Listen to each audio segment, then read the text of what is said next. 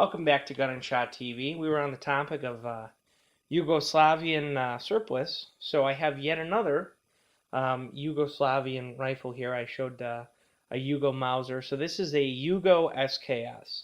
Now the Sks was the weapon that fell towards the end of World War II between going from the bolt-action Mosin to the AK-47. They had this, which was the Sks. Now, the Russians had very minimal amount of deployment of the Sks. You'll find it commonly was like second line or pretty much replaced entirely, and it was kind of passed around as aid. So you see a lot more Chinese and Yugo versions of the Sks than actual Russian versions because it was replaced so quickly by the AK-47 design. But these are neat. In the 90s, when Russia was falling apart, they came in as surplus, and they were pretty cheap. So they feed 7.62x39 in a stripper clip, and they hold 10 rounds. A pretty robust design. It's got a piston that rides in this, that vents gas out of the barrel into the piston. Piston hits the bolt, sends the bolt back. It's a pretty straightforward design. Really durable, not picky on feeding. This was a Yugo production one. So it was made in Yugoslavia, and Yugoslavia did a couple interesting things. A lot of SKSs will have this bayonet like this. You pull on the ring, the bayonet will flip out, lock in place, and then you've got it. To put it back, you do the opposite and try not to get your hand in there. It is a little bit sharp and sharp on both sides. But Yugoslavia also had the grenade launcher attachment. And how that works is there's this button. You push that, push it back, it will shut the gas system off. So if you fire the gun right now, the bolt won't do anything. It won't be semi-auto. It's essentially a bolt action at this point. It also lets you flip up this grenade launcher sight. And what that does is if you sight from here to here, you're obviously going to be kicking the barrel at an extreme angle. So there was a grenade launcher that would go on here, and you could shoot rifle grenades.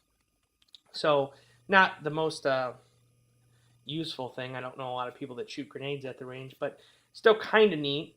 You will sometimes see some of these that this selector is in the wrong space. You can open and close the sight with the gas system shut off. Now with it closed, you can shut the gas system off and it latches that sight in place. So sometimes you'll see these where the shutoff is in the wrong position and the gun doesn't function right. So you may be able to score a deal if you know what you're looking for. Because I think only the Yugos had that gas system grenade launcher set up. But the one drawback I know with the Yugos is they don't have a chrome lined barrel. And these were shot with corrosive ammo. So if you buy one, look at the barrel, make sure it's not a sewer pipe, make sure it's not all rusted and pitted out. But you see a lot of them where they've been tap coat out and stuff, but these are not assault weapons. They're pretty much worthless for putting all kinds of tap coat stuff on. In my opinion, it doesn't give you anything. You can get a AK or an AR or something way cheaper by the time you mess with trying to change out the magazine for something that doesn't require the stripper clips. But awesome gun's easy to take apart. You just pull this, pull the pin out, the dust cover comes off, and you can take the bolt and everything out.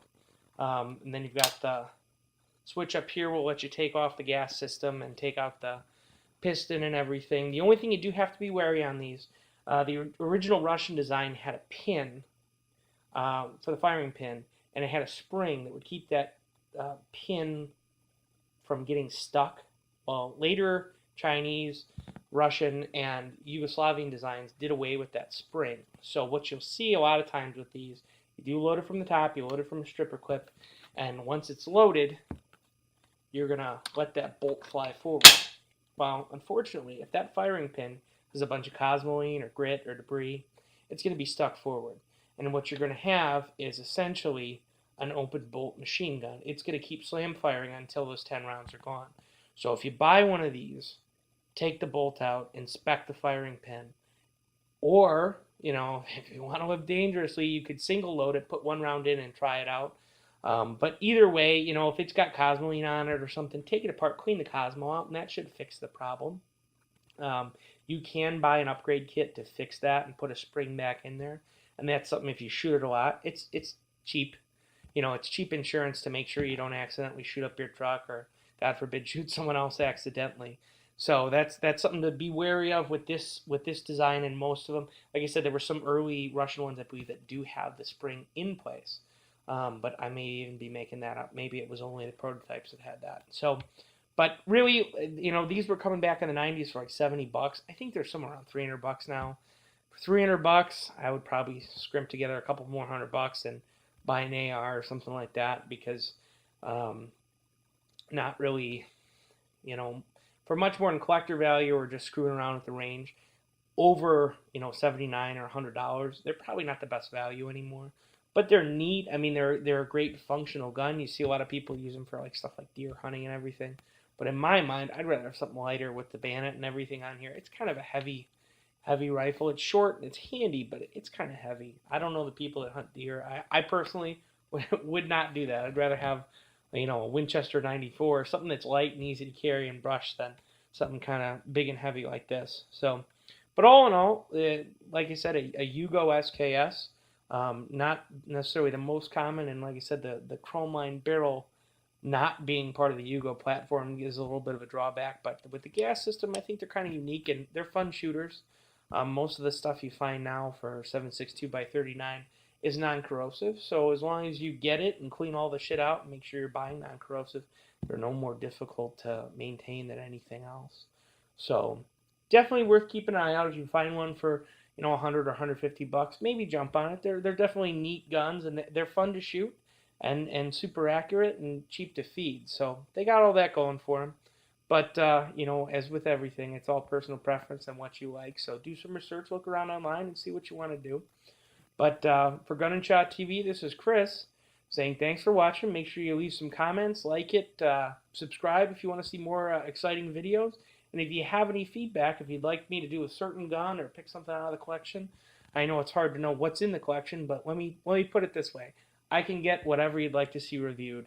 And if you'd like to see me taking these to the range, feel free to request something, and I will make a point to go out and make a range video shooting.